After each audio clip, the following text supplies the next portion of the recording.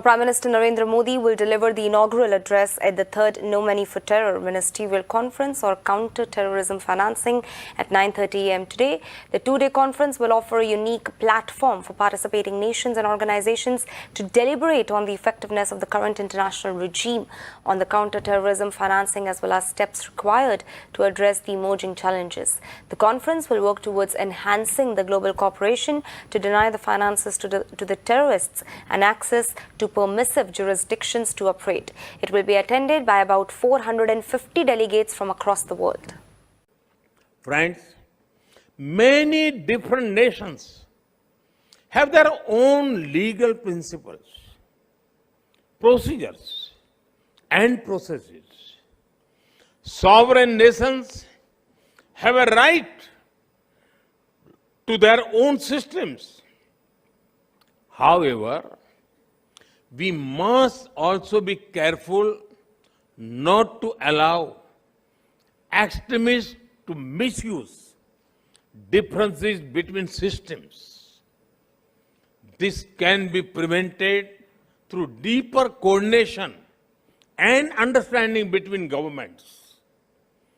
Joint operations, intelligence coordination, and extradition help the fight against terror.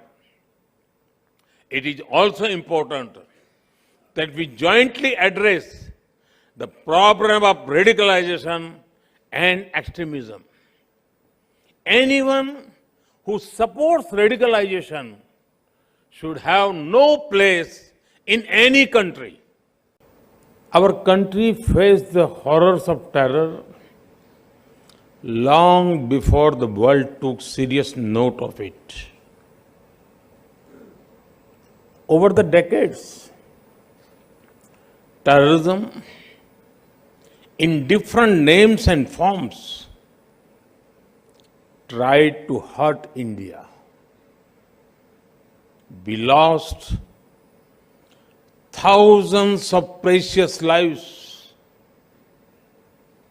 but we have fought terrorism bravely.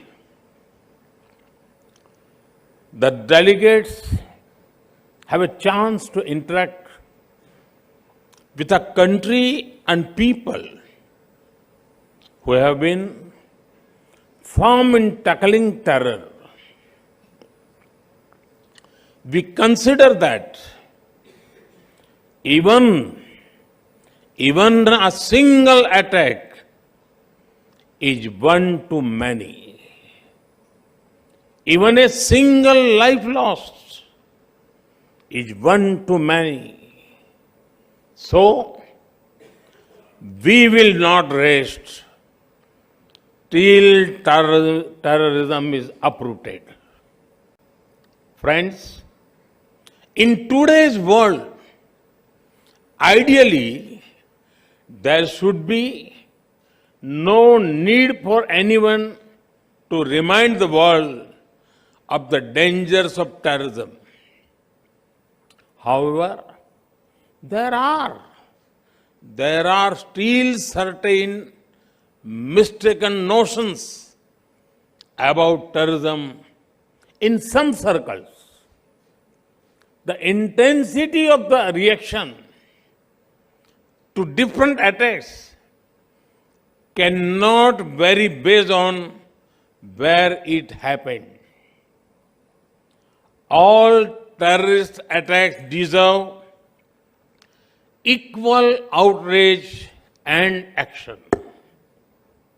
Further, sometimes there are indirect arguments made in support of terrorism to block action against terrorists. There is no place for an ambiguous approach while dealing with a global threat. It is an attack on humanity, freedom, and civilization. It knows no boundaries. Only a uniform, unified, and zero tolerance approach can defeat terrorism. Friends, it is well known that terrorist organizations get money through several sources. One source is state support. Certain countries support terrorism as part of their foreign policy. They offer political, ideological, and financial support to them. International organizations must not think that the absence of war means peace. Proxy wars are also dangerous and violent. There must be a cost imposed upon countries that support terrorism. Organizations and individuals that try to create sympathy for terrorists must also be isolated. There can be no ifs and buts entertained in such matters. The world needs to unite against all kinds of overt and covert backing of terror.